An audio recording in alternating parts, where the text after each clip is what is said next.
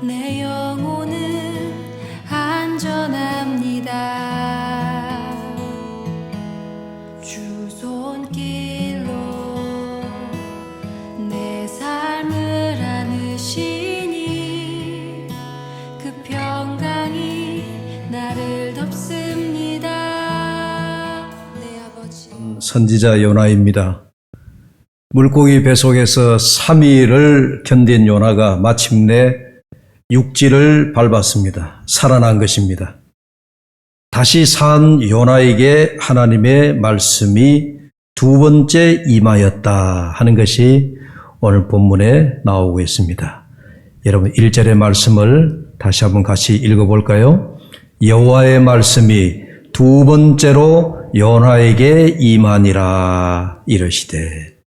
그래서 오늘 말씀의 제목을 두 번째 말씀하시다라고 정해봤습니다.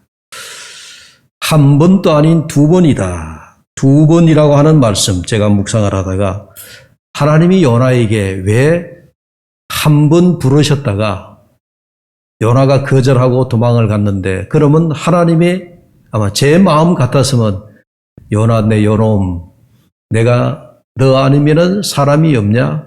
너는 이제 필요 없다 하고 하나님이 요나를 아웃시킬 수도 있으실 것 같은데 오늘 말씀을 읽다가 제가 하나님의 말씀이 두 번째 요나에게 임하니라. 제 가슴에 하나님이 이러실 수도 있는 거구나. 두 번째 요나를 불렀다라고 하는 말씀을 제가 묵상을 하다가 제가 하나님의 자비를 제가 느낄 수가 있었어요. 하나님의 속성을 느낄 수가 있었습니다. 하나님의 마음이 여기에 담겨져 있구나.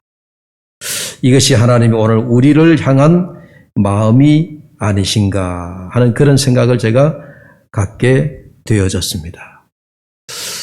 그러다 본래 오늘 말씀은 니느웨에 대하여 말씀을 외치는 요나, 또 니느웨 왕으로부터 온 백성들에 이르기까지 요나가 선포하는 말을 듣고 회개하는 니느웨 백성들의 그 상황을 제가 말씀을 준비하려고 시작을 했는데 두 번째 여호와의 말씀이 요나에게 임하니라. 이 말씀에 제가 더 이상 떠나지를 못했습니다. 여러분 한번 생각해 보십시오. 요즘 이제 코로나 시대니까 제가 우리 오장님 회사 이야기도 듣고 또 우리 주변에 또 기업하시는 분들 얘기도 듣고 해보면 회사에 우리가 일손이 부족할 때는 어떻게 하든지 일꾼을 찾으러 다닙니다. 모집 구인 광고를 내고 그리고 또 사람을 모집한다는 광고를 또 사람으로 통해서 이렇게 하고 또 누구에게 소개를 받기도 하고 이래서 회사의 그 부족한 인력을 채우기 위해 가지고 자꾸 사람을 찾게 되는 거예요. 그런데 요즘과 같은 코로나 시대에 기업의 일거리는 줄고 사람의 일자리는 점점 작아지고 그러다 보니까 어떻게 돼요? 회사가 전부 다 사원을 가문을 시키잖아요. 축소를 시키는 거예요.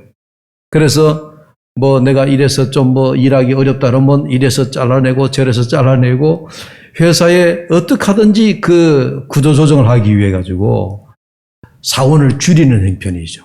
그래서 코로나가 되고 난 이후에 많은 사람들이 일자리를 잃었습니다. 왜? 수출이 안 되고 일거리가 부족하고 그러다 보니까 일자리가 없어지는 거죠. 사람이 남아 돌면은 자연히 회사의 사원들은 감축하게 되어 있는 겁니다. 하나님께서 요나에게 첫 번째로 요나를 부르셨잖아요. 하나님이 요나에게 우리가 1장에 보면은 1장 우리가 초반부분에 여호와의 말씀이 요나에게 임하니라. 하나님이 요나에게 첫 번째 말씀 주셨어요. 그런데 그 첫 번 말씀을 받은 요나가 하나님의 말씀에 불순종하여 싫다고 도망을 갔습니다. 싫다고 도망가는 요나를 하나님이 끝까지 따라가셔가지고 큰 바람을 일으키시고 큰 태풍을 일으키시고 배가 좌초될 만큼 그런 위기 상황 속에서 기어코 하나님이 요나를 마치 끌어오듯이 잡아당기는 것. 그런 모습을 우리가 보게 되잖아요. 저는 그걸 보면서 야, 하나님이 사람이 없나? 선지자가 없나? 니느웨에 가서 선포할 선지자가 요나밖에 없다는 말이냐? 한편으로는 하나님께서 좀 우리가 생각하기 그러죠. 하나님이 사람이 없다면 모르겠으나 하나님의 말씀을 선포할 선지자가 왜 없겠습니까? 하나님이 요나에게 끝까지 따라가셔가지고 요나를 데리고 오시고 붙들어 오시고 요나를 어떻게 하든지 다시 니느웨로 보내기 위해 가지고 하나님이 좀 굴욕적인 방법을 사용하듯이 그런 방법을 요나에게 사용하시더라는 얘기예요. 여러분, 우리가 이걸 보면 이게 하나님의 방법이시구나. 하나님의 방법이시구나. 도망가는 요나를 붙들어 오시고 싫다고 끝까지 내팽개치는 그 요나를 끌어당기셔가지고 기어코 니느웨로 보내시는 하나님. 이게 하나님의 방법이셨다 하는 것을 알게 됩니다. 성경의 두 번째 여호와의 말씀이 임한다 하는 말씀이 흔치 않는 말씀인 것을 깨달았습니다. 네. 하나님이 아무 때나 두 번째 선지자에게 말씀을 주신다. 그런 예는 잘 없더라고요. 네. 물론 선지자가 요나처럼 요나 선지자는 특별한 선지자이지만 이사야 선지자, 호세아 선지자, 우리 기타 다른 이 선지자 시대의 많은 선지자들은 하나님의 말씀이 임하니까 그들이 그 자리에서 100% 순종하여 하나님의 선지자로서의 사명을 감당했습니다. 근데 요나 선지자는 좀 특별하죠. 여호와의 말씀이 임했음에도 불구하고 여호와의 얼굴을 피하여 도망갔다. 이런 선지자는 참 별나고 또 이런 선지자는 잘 없습니다. 그래서 이런 선지자에게 하나님이 두 번째 말씀이 임했다 하는 것이 오늘 요나서 3장 1절에 시작하는 그 시작의 서두가 그런 말씀입니다. 그러나 성경에 특별한 경우가 있습니다. 여호와의 말씀이 두 번 임하시듯 그렇게 임하는 경우가 있는데 대표적인 한 예가 아브라함에게였어요. 아브라함이 우리가 알기로는 아브라함이 창세기 12장에 보면 여호와의 말씀에 너는 떠나라. 그리고 내가 너에게 지시할 땅으로 가라.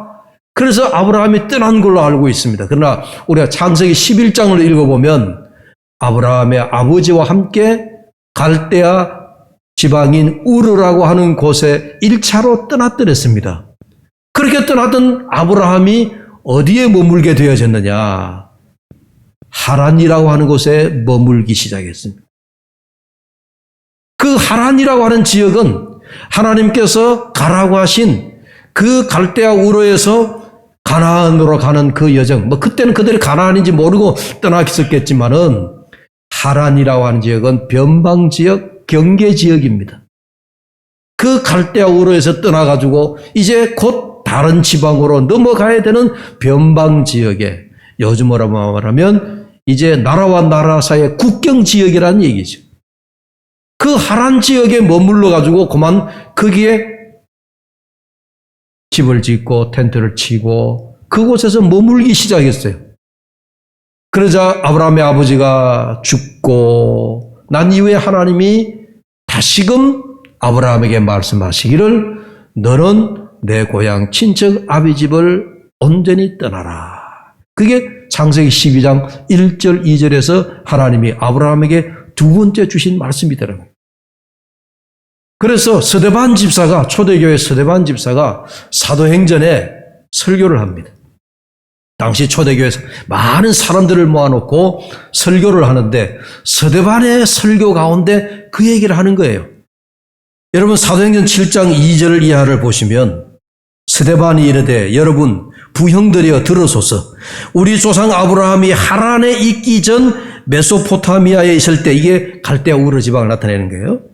영광의 하나님이 그에게 보여 이르시되 내 고향과 친척을 떠나 내가 내게 보일 땅으로 가라 하시니 아브라함이 갈대아 사람의 땅을 떠나 하란에 거하다가 그의 아버지가 죽음에 하나님이 그를 거기서 너희 지금 사는 이 땅으로 옮기셨느니라. 서대환 집사가 그 구약 시대에 하나님께서 아브라함에게 주셨던 그 명령의 말씀이 두 번째 주어졌다라고 하는 것을 명확히 알고 있더라는 거예요. 그래서 서대환 집사가 그런 설교를 하는 거예요. 처음에는 너희가 갈대아 지방 우르에서 떠나가 하란에 머물고 있지 말고 다 너희들이 다시 그 하란에서 내가 너희들에게 지시하는 땅으로 즉 가나안으로 떠나라. 그 얘기를 하나님이 두 번 주셨다는 얘기예요. 하나님께서 두 번째 아브라함에게 찾아오지 않으셨더라면 만약에 하란에서 그들이 거기서 온전한 집을 짓고 그 하란을 떠나지 아니하고 영원히 머물러 있었을는지도 모릅니다. 그러나 하나님이 두 번째 아브라함에게 주신 말씀에 따라서 하란을 떠나가지고 이제 온전히 가나안 지방으로 출발하게 되어지더라는 얘기죠. 여러분, 만약에 우리도 아브라함처럼 혹은 요나처럼 우리에게 두 번째 여호와의 말씀이 임하지 않았다면 내 삶의 방식이 마치 아브라함이 하란을 떠나지 못하고 거기에 머뭇거리면서 거기에 틀을 잡고 살려고 했던 것처럼 우리는 그러지 않았느냐. 즉 우리에게 주어진 사명을 감당하지 못하고 우리도 요나처럼 하나님 싫어요? 나는 니느웨로 가지 않을래요? 그러면서 여호와의 얼굴을 피하여 도망가지 않았을까? 그런 생각을 갖게 되어집니다. 만약에 우리도 요나처럼 그렇게 도망갔다 하더라도 그렇다 손치더라도 하나님께서 저와 여러분을 버리셨겠느냐? 저는 아니라고 봅니다. 왜? 요나서에서 그걸 말씀해 주고 있으니까. 요나가 여호와를 피하여 도망을 갔지만 하나님께서 요나를 끝까지 따라가셔가지고 폭풍 가운데서도 요나를 하나님이 이끌어내시더라니. 하나님께로 다시 불러들이시더라는 얘기예요. 우리를 회개케 하고 우리가 두 손 들고 하나님 앞에 항복하는 자리에 돌아오도록 하나님이 그렇게 만드시고 그리고 급기야는 우리로 하여금 하나님 앞에 자복하는 마음으로 그리고 우리가 본래의 자리로 돌아가서 헌신하고 봉사하고 주의 일을 감당하도록 하시더라 하는 이야기. 이게 하나님이 두 번째 찾아오신 은혜입니다. 네. 아니 두 번이 아니라 만약 우리가 또 거절했다라면 우리가 항복하고 회개하고 두 손 들기까지 하나님은 세 번, 네 번 아니 그 이상도 끝없이 반복해서 찾아오시는 하나님이신 줄로 믿습니다. 만약 그런 하나님의 은혜가 없었다면 아마 여기 우리 가운데 그 누구도 오늘과 같은 신앙생활을 유지할 수 없었으리라 그렇게 생각합니다. 값없이 찾아와 주시고 아무 받을 자격 없는 나를 용서해 주시고 그리고 그 가운데 하나님의 은혜와 자비를 베풀어 주시는 그 하나님의 은혜가 다만 놀라울 뿐입니다. 그 은혜가 감사할 따름입니다. 불순종한 나 같은 죄인도 하나님의 얼굴을 피하여 도망 다녔던 나도 하나님이 끝까지 불러주시는 그 하나님의 두 번 찾아주시고 두 번째 말씀하시는 그 하나님의 은혜가 그저 놀라울 따름입니다. 여러분, 예수님의 제자 베드로의 첫 번째 부름은 우리가 잘 아는 대로 갈릴리 해변에서 고기를 잡고 빈 그물을 끌어올리고 난 다음에 그물을 깁다가 주님께서 베드로를 부르셨습니다. 그 부름이 예수님의 첫 번째 부름이었습니다. 베드로가 그물을 다 버려두고 예수님을 의심 없이 따라갔습니다. 그리고 3년 동안 따라다녔습니다. 예수님과 함께 동거동락하면서 예수님의 기적을 체험하고 예수님의 능력을 눈으로 목격하고 예수님께서 하나님의 아들 되심을 고백했던 가이사라 빌립보 지방에서 그 고백의 자리에까지 왔던 베드로였어요. 소위 3년 동안 제자 베드로는 예수님을 따라다니면서 제자 훈련을 혹독하게 받았습니다. 3년 동안 제자 훈련을 혹독하게 받았습니다. 이 3년이라고 하는 그 연수가, 그래서 우리 목사가 되기 이전에 신학교에 가면 물론 학부의 과정은 4년이지만 신대원이라 그래가지고 그 공부하는 신학 공부는 3년입니다. 그 3년의 과정이 예수님 앞에 베드로는 혹독한 제자 훈련을 받았었습니다. 그런데 그 훈련의 첫 과정이 베드로에게 실패를 안겨주었습니다. 언제 실패했느냐? 예수님의 순환 현장에서 예수님이 대제사장 그 뜰 앞에서 신문 받을 때에 그 장작불 타는 모닥불 앞에서 불빛에 의하여 베드로의 얼굴이 번쩍번쩍 빛날 때, 불빛에 의하여 베드로의 그 얼굴이 빛날 때 계집종 하나가 당신도 저 예수와 한 족속이지, 당신이 저 예수의 제자이지 라고 하는 물음에 베드로는 한 번도 아닌 3번이나 부인하고 도망을 쳤습니다. 실패했습니다. 그 실패한 이후에 베드로는 목 놓아 울기 시작했습니다. 가슴을 찢으며 후회했습니다. 내가 예수님을 부인했다. 나는 예수님을 모른다라고 부인을 했다라고 하는 그런 제자의 배신에 대한 그런 안타까움에 베드로는 가슴을 찢으며 통곡을 했습니다. 통곡을 끝나지 않고 베드로는 그 이후에 큰 실망을 하고 다시 고향 갈릴리 바다로 갔지 않았습니까? 그 갈릴리 바다에 가서 허탈하게 그물을 내리며 고기를 잡는데 예수님께서 그 갈릴리 해변에 2번째 찾아오셨어요. 부활하신 주님께서 그 베드로에게, 그날도 베드로가 고기를 잡지 못하고 그야말로 허탕을 치고 있는 그 베드로에게 찾아오셔서 요한의 아들 시몬아, 네가 나를 사랑하느냐? 이 사람들보다, 이 세상 끝보다 나를 더 사랑하느냐? 그렇게 물으시던 예수님께서 3번이나 베드로에게 물으셨어요. 마지막에 요한의 아들 시몬아, 내 어린 양을 먹이라. 이게 예수님께서 베드로에게 2번째 찾아오신 영적 의미입니다.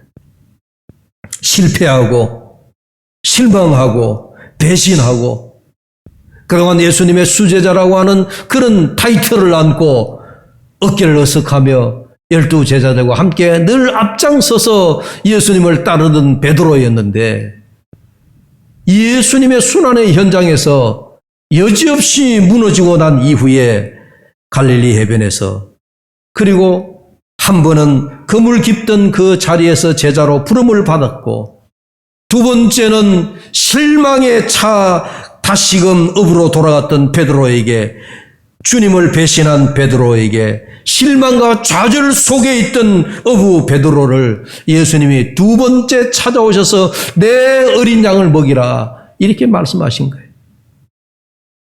여러분, 우리는 베드로처럼 순환의 주님을 증거해야 할 그 순간에 주님을 모른다라고 하며 배신한 적이 없습니까? 아니, 돌아보면 그런 때가 많이 있죠. 내 유익에 따라서, 내 어떤 그런 칭찬에 따라서 우리는 주님을 배신하고 돌아선 적이 참 많습니다. 그런데 여러분 보십시오. 우리에게 일생에 한 번의 기회만 있다라고 생각해 보세요. 우리가 일생에 한 번의 기회만 있다라고 한번 생각해 보시라는 얘기예요. 한 번, 이번이 마지막 기회다 라고 생각이 들면 여러분, 우리가 좀 긴장하게 되죠. 이번이 마지막이구나. 이번이 마지막이구나. 이번이 기회가 이게 끝나면 나에게는 이제 다시는 나에게 어떤 기회가 찾아오지 않는구나라고 생각하면 그 한 번이라고 하는 마지막이라고 하는 것이 우리에게 굉장한 스트레스를 주고 굉장한 긴장감을 주게 되는 것입니다. 한 번의 실수가 돌이킬 수 없는 영원한 그런 상태가 되어버린다라고 한다면 그 한 번의 실패가 나에게 영원한 다시는 일어설 수 없는 그런 기회가 되어버린다라고 하면은 여러분 그 한 번이라고 하는 것이 우리에게 얼마나 여러분 뭐랄까요? 참 혹독한 겁니까? 한 번. 마지막이 마지막이다. 이번이 마지막이다. 나폴레옹이 이끄는 병사 중에 한 사람이 탈영을 했다가 붙들려 왔습니다. 군사 재판이 열렸습니다. 그런데 이 병사는 두 번째 탈영을 했기 때문에 전쟁터에서 한 번도 아닌 두 번을 탈영하면 두 번 탈영한 병사는 사형이다라고 하는 그런 언도를 받았습니다. 이 소식을 들은 어머니가 나폴레옹에게 달려와서 아들을 살려달라고 애원을 하면서 탄원을 합니다. 그러자 나폴레옹이 하는 말이 두 번씩이나 탈영한 당신의 아들을 위해서 이런 탄원하는 것은 의롭지 않다라고 하면서 정중히 거절했습니다. 이때 어머니가 이렇게 말합니다. 황제시여, 저는 의를 베풀어 달라고 탄원하는 것이 아니라 폐하께 자비를 구하고 있습니다. 저는 자비를 탄원하고 있는 것이지 의를 탄원하는 것이 아닙니다. 그러자 나폴레옹이 단호하게 한 번도 아닌 두 번씩이나 탈영을 한 당신의 아들은 자격이 없다라고 뿌리쳤습니다. 그러자 어머니는 단념하지 아니하고 다시 엎드려 간절하게 빕니다. 황제시여, 제 아들이 자격이 없기 때문에 황제에게 자비를 베풀고 긍휼을 베풀어 달라고 구하는 것입니다. 자격이 없기 때문에 제 아들에게 자비를 구하는 것입니다. 자격이 있다면 황제에게 자비를 구하지 않을 것입니다. 내 아들이 자격이 된다면 긍휼을 구하지 않겠습니다. 그러니 황제시여, 제 아들에게 황제의 자비를 베풀어 주십시오. 여러분, 참 주님께서 우리 인생에도 한 번의 기회만이 아니라 두 번의 기회를 주시기에 우리는 죄를 범한 후에도 주님께 또 죄 용서 구할 수 있는 기도를 드릴 수 있다라고 하는 사실이에요. 만약에 우리에게 한 번의 기회밖에 없다라고 생각해 보세요. 우리가 죄를 범하고 난 다음에 무슨 기도를 드릴 수 있나요? 죄 용서를 구하는 기도를 주님 앞에 드릴 수 있나요? 주님께서 우리에게 두 번, 세 번 기회를 주시기에 우리는 그래도 주님 앞에 계속하여 죄 용서함의 기도를 올릴 수 있는 거예요. 아니, 7번씩 7번이라도 우리는 주님 앞에 기도할 수 있다라고 하는 이야기입니다. 오늘 여호와의 말씀이 두 번째로 요나에게 임하니라. 두 번째로 요나에게 임하니라. 우리는 불순종으로 큰 물고기 뱃속에서 3일이 아니라 영원히 수월 같은 곳에서 빠져나올 수 없는 우리를 하나님께서 한 번 더 순종의 기회와 그리고 복음을 전파할 수 있는 기회를 주신다라고 하는 것이 여러분 얼마나 다행스러운 일입니까? 우리에게 한 번의 더 기회가 주어진다라고 하는 사실. 이것이 하나님의 자비가 아닙니까? 이것이 하나님의 긍휼하심이 아니냐 하는 이야기입니다. 이사야 53장 6절에 우리가 잘 아는 구절의 말씀이 이런 말씀이 나옵니다. 우리는 다 양 같아서 그릇 행하여 각기 제 길로 갔거늘 여호와께서는 우리 모두의 죄악을 그에게 담당시키셨도다. 우리는 다 양 같아서 제각기 곧은 길로 갔어요? 어긋난 길로 갔어요? 곧은 길이 아니라 어긋난 길로 갔다 그랬어요. 여러분, 사람이 고든 길로만 간다면 그 사람은 무서운 사람이에요. 그렇지 않아요? 하나님도 필요 없는 사람이겠죠. 고든 길로만 간다면 하나님도 필요 없고 자기 의로 사는 사람이에요. 우리는 고든 길로만 갈 수 있는 사람들이 아니에요. 성경에 우리는 다 양 같아서 제 길로, 어긋난 길로 갔다 그랬습니다. 아버지께 불순종하고 재산을 상속을 받아서 허랑방탕하게 살면서 아버지의 아들이기를 포기했던 둘째 아들, 그 둘째 아들을 우리가 탕자라고 부릅니다. 이 탕자에게 아버지는 다시 아들을 될 수 있는 길을 열어놓으셨어요. 이 탕자가 자기에게 돌아올 분깃을 재산을 상속받아가지고 그 재산을 다 물려받은 후에 그 돈을 챙겨가지고 먼 타국에 가서 허랑방탕하게 술집에 다니고 도박하고, 예? 그 돈을 다 써버렸어요. 그리고 난 다음에 정말 거지가 되어가지고 하루하루 연명해 나가기도 어려운 이 탕자가 어느 날 정신이 번쩍 들었어요. 내가 이 먼 곳에서 아버지의 아들됨을 내가 잊어버리고, 내가 이런 곳에서 굶어 죽게 되었구나. 내 아버지 집에 돌아가면 아버지 집에 종들도 많이 있는데 나를 아들로 받아주지 말고 종의 한 사람으로 받아주면 그래도 내가 굶어 죽지는 않겠지 생각하고 아들이 집으로 돌아왔잖아요. 그런데 아들이 떠나고 난 이후에 그 탕자의 아버지는 하루도 그 아들을 잊어본 적이 없다 그랬어요. 날마다 동구 밖으로 나가서 오늘의 내 아들이 돌아오려나, 아버지는 날마다 그 탕자 둘째 아들을 기다리느라고 목이 빠질 정도였어요. 그런데 어느 날 그 둘째 아들이 돌아오는 거예요. 멀리서 바라보니까 둘째 아들이, 아버지가 아들을 단번에 알아봤습니다. 그 아들을 껴안고 집 나간 아들이 돌아왔다고 아버지가 얼마나 즐거워했나요? 그런데 아버지가 그 돌아온 아들에게 뭐 해줬어요? 손에 가락지를 끼워줬다.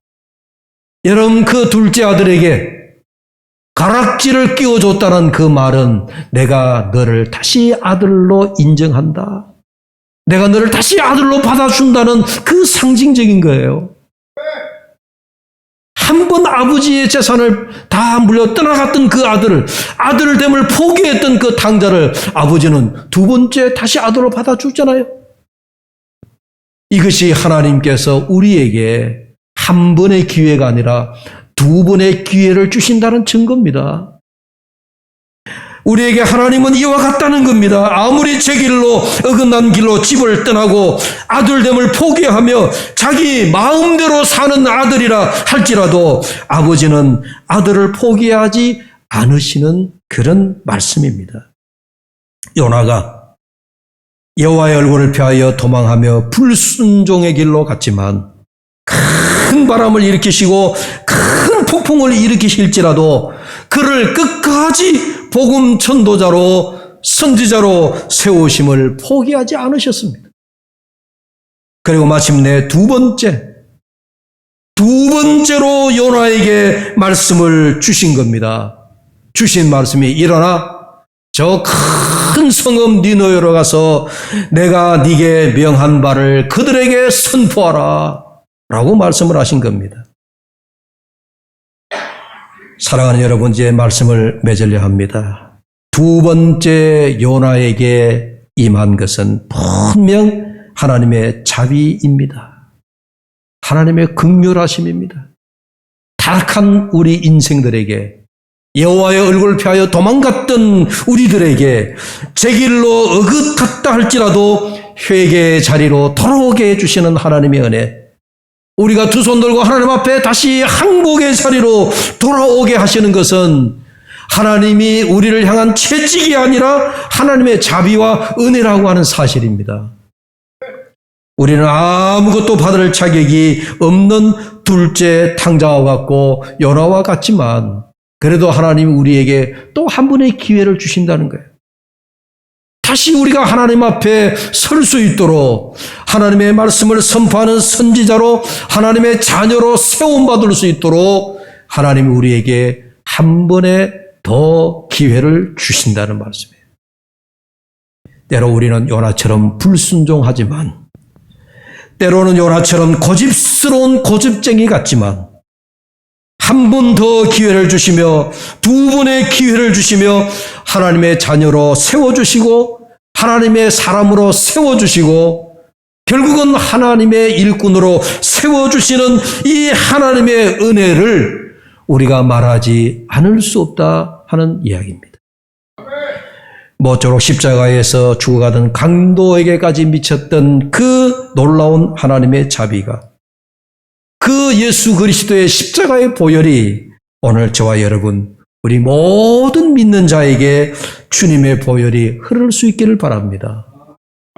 주님에게로 다시 돌아가기만 하면 우리가 주님의 말씀이 두 번째 임할 때 그때는 요나처럼 응답하여 하나님 앞에 설 수 있는 저와 여러분 되시기를 주의 이름으로 축복합니다. 기도합니다. 하나님 아버지, 도망쳤던 요나에게 여호와의 얼굴을 피하여 도망갔던 요나에게 하나님이 그를 다시 붙들어 세우시며 두 번째 말씀하셨다라고 했습니다.